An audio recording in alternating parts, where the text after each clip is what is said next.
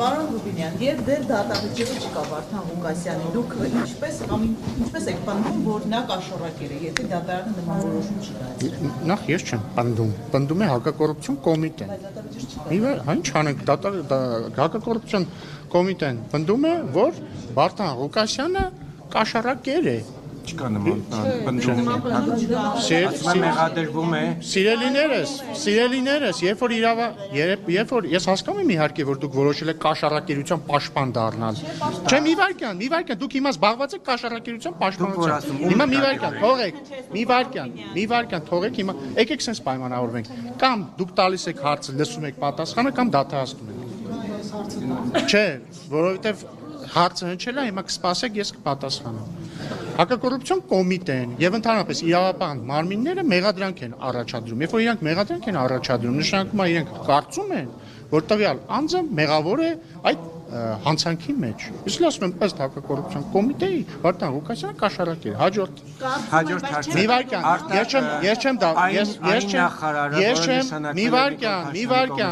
Մի վարքյան, եթե ես չեմ սխալվում, մեղադրանքը արդեն ապացուցված է եւ հետեւաբար կաշառակեր է։ Եթե դատավարանը համարել է, որ ինքը մեղավոր է, ուրեմն կաշառակեր է։ Սպասեք, մի վարքյան, հեսա դրան էլ կպատասխանեմ։ Օրինակ ես երբևէ չեմ տեսել, որ դուք որևէ ընդդիմադիրի, որը ասում է, այս իշխանությունը քաղաքական բռնությունների է դիմում, կամ այս իշխանությունը դավաճան է, կամ այսինչը այնինչը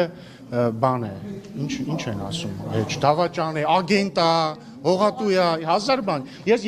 երբևէ չեմ լսել, որ դուք սիրելի լրագրողներ, ասեք, ինչու եք խախտում իշխանության անմեղության կանխավարկածը։ Իսկ եթե դուք հարցնեիք, իրանք վստահաբար կասեին, մենք չենք խախտում, մենք քաղաքական գնահատական ենք տալիս։ Դե ես էլ եմ քաղաքական գնահատական տալիս։ Հերթով։ Անմեղության կանխավարկածը այսօր չի խախտում ամեն դեպքում։ Նոր պատասխանում է, եթե հարցին։ Նոր սիրելիներս, մի վարքյան։ Որտեղ ոչ միայն այս դեպքային, այլ օրինակ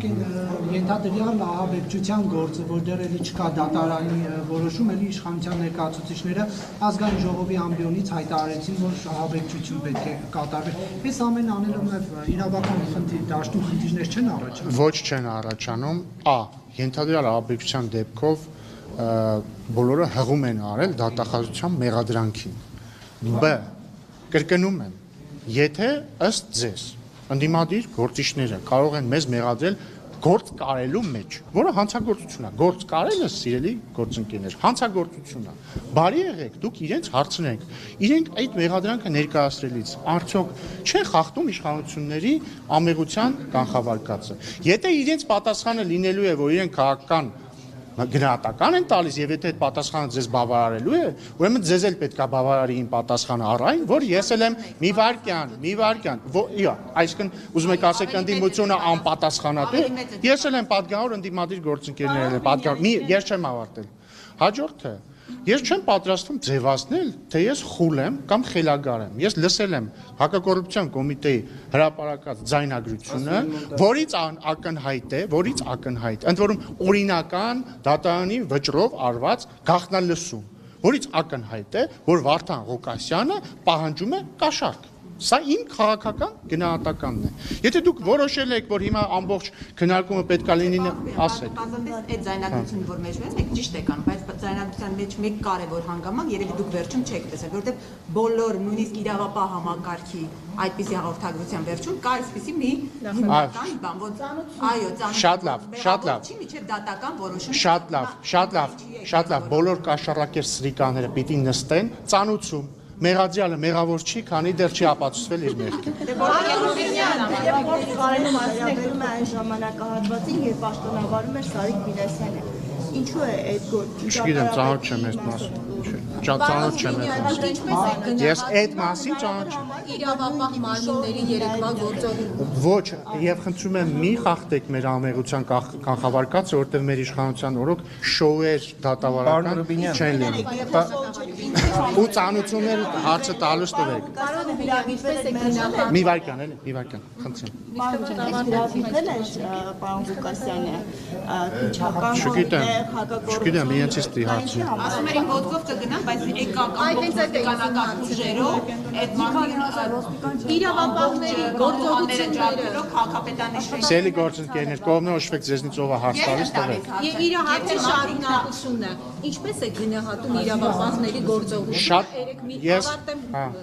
Նույնիսկ մի քաղաքապետի չէին կարողանում քաղաքապետարանից դուրս հանեին, վազացրեցին, ապակիներ կոտրեցին, այն նման իրավապահ համակարգին դուք ձեր անվտանգությունը կվստահեք, վազացրեցին։ Շատ լավ եմ գնահատում եւ հակակոռուպցիոն կոմիտեի աշխատանքը, որովհետեւ իդեալական աշխատանք են կատարել եւ կարողացել են հայտնաբերել ենթադրյալ հանցագործություն եւ ենթադրյալ կաշառակերին ծանուցում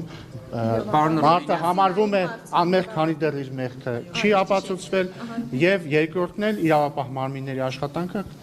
շատ լավ է։ Պարոն Ռուբինյան, Անվտանգությունը կվստահեք նման իրավապահ Ոչ միայն իմը, ձեր անվտանգությանն էլ Պարոն Ռուբինյան, տեսեք, այս տարիների ընթացքում, երբ քաղաքացիական պայմանագիրն է իշխանության, եղել են իրավիճակներ, երբ որ որոշակի հանցագործությունների մեջ մեղադրվել են նաև իշխանության առանձին ներկայացուցիչներ, սակայն մենք ականատեսը չենք եղել, հա, որ նրանց օրինակ թեկուզ հրավիրելուց ոստիկանություն կամ քննչական հակակոռուպցիոն պարկեցնեն ասֆալտին, այլ կերպ ասած շոու անեն։ Ինչու է այդ ամենը տարածվում բացառապես։ Օրինակ Երևանի նախկին փոխքաղաքապետը եւս կալանավորվեց, բայց օրինակ նրան ասֆալտին չփռեցին։ Ինչու։ Բայց հարգարժան Վարդանիկի մռութն էլ ասֆալտին ես երեք չեմ տեսել, հետեւաբար իրան պարկած ես չեմ տեսել ասֆալտին։ Չէ, նկատի ունեմ ներխուժել, այսինքն հրավիրել ներխուժել է մարդիկ գնացել են իրավապահ մարմինները գնացել են Գյումրիի քաղաքապետարան եւ Գյումրիի քաղաքապետին Բերման են ենթարկել։ Ինչի՞ մաս։ Իսկ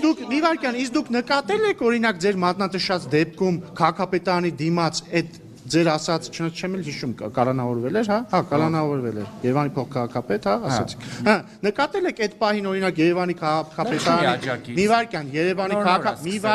Երևանի քաղաքապետարանի դիմաց այդ ժամանակ մարդիկ կային, հա, ինչ